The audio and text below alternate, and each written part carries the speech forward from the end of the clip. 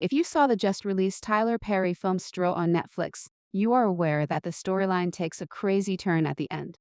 Not even Taraji P. Henson anticipated it. Henson plays a desperate single mother who eventually reaches her breaking point in Tyler Perry's most recent operatic thriller, Stro. Henson's powerful performance serves as the film's foundation. The storyline, however, really goes haywire at the Stro conclusion. This is a synopsis of the Stro movie's plot and an explanation of its conclusion, which includes that ridiculous plot twist. As a single mother with two jobs, Janaia Wilkinson finds it difficult to support her small daughter Aria, who is ill and experiences seizures. At 6 in the morning, Janaia gets up and prepares her daughter for school. We find out that Aria is working on some nebulous wire and battery-related science fair projects. We also find out that Aria's teacher made fun of her in front of the class for not having the $40 she needs to buy lunch at school. Outside her building on her way to school, Janaia distributes spare cash to an elderly man played, mysteriously, by comedian Sinbad. Her landlord threatens to evict her if she doesn't pay the rent today. In response, Janaia says she will get her the money because she is getting paid today. The administrator appears taken aback when Janaia drops Aria off at school. A call from the school then interrupts her as she heads to her job at a grocery shop. Aria has injuries from falling in the tub, so it sounds like the school is threatening to contact child services. Reluctantly, Janaia's strict supervisor lets her go, but he cautions her to return in no more than 30 minutes. Per motion, Janaia gets to the school in time to witness Aria being taken away by child services. Despite Janaia's entreaties, the social worker maintains that Aria is in capable hands. Janaia is run off the road by an unmarked police cruiser on the way back from school. The irate police officer says he will find a legal way to kill her. Janaia receives a ticket from his less insane buddy. When Janaia eventually returns to work, her boss fires her for missing 2 hours of work. When Janaia requests her last paycheck, she is informed that it will be sent to her via mail in accordance with corporate policy.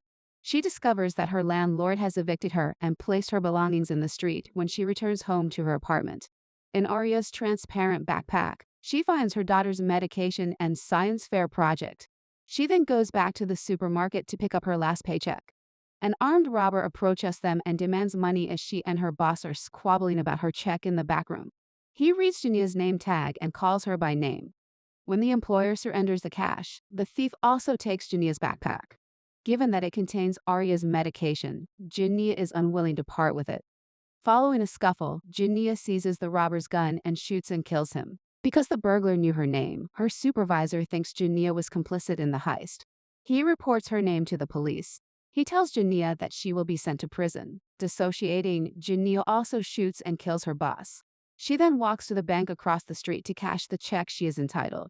Despite the fact that it is after hours, Nicole Sherry Shepard, the bank's manager, grants her entry.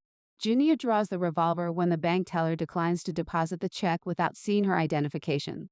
In addition to this, Nicole notices Aria's science fair project in the transparent bag.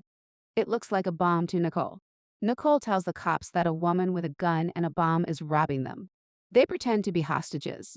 The situation rapidly gets out of hand. Due to the suspected bomb, the bank is under lockdown. Kay Raymond has been looking into the grocery store boss's murder. Detective Raymond believes Janaia was also a victim of the robbery and simply lost her temper after seeing the CCTV tape. She wants to be the one to speak with Janaia when she finds out that she is threatening the bank. One of the bank tellers surreptitiously live streams Janaia's heartfelt address to Raymond, in which she talks about the difficulties she has had as a single mother. Her speech garners support from the people and is viewed nationwide. Outside the bank, supporters gather to call on the police to free Janaia. Janaia watches national television video of the bank's exterior while she is inside. One of the officers outside is the same one who previously threatened to find a legal way to kill her, she realizes. She thinks he will murder her if she leaves the bank. She informs Raymond that if they fire the police officer who issued her a traffic ticket, she might come out and release the hostages. Additionally, she develops a sincere relationship with Nicole, the bank manager, who appears to sincerely care about her. It is eventually discovered that Janaia is not in possession of a bomb. Nicole tells Janaia not to notify the police until she is securely led to custody because she fears that if they find out, the police would storm the bank and shoot her. In addition, she assures Janaia that she will look after her kid while Janaia is incarcerated. To inform the police that there is only one gun and no bomb, another bank teller writes a message on the toilet window. In the meantime, the police officer who threatened to kill Janaia is eventually found and removed by Raymond and her crew. When Janaia is informed by Raymond that the cop has been removed, she requests documentation. Raymond consents to send Janaia a picture of the officer via text message and remotely reactivate her cell phone, which they apparently can do. By this time, however, the FBI arrives and assumes control. The FBI agent clearly irritates Janaia and is far less skilled at negotiating with her. Additionally, he prohibits them from activating Janaia's phone. Raymond thus goes awry. She hands Nicole a picture of the police officer and knocks on the bank's door. Janaia affirms that it is the man. All of the captives are told to go by her.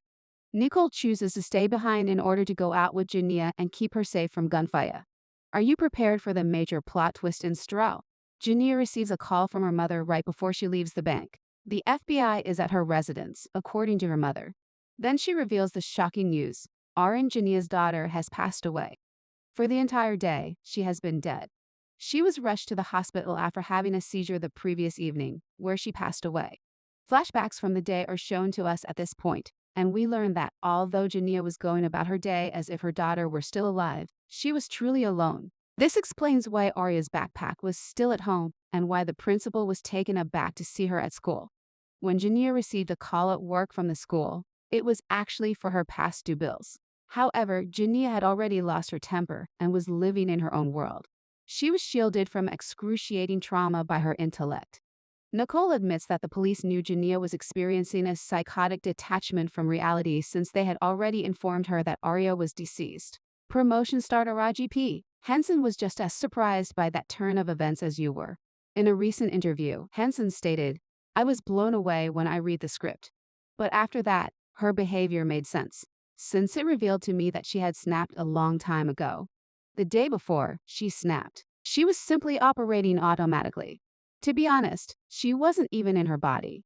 As like nothing had happened. I simply pretended that she was being honest and lived her life."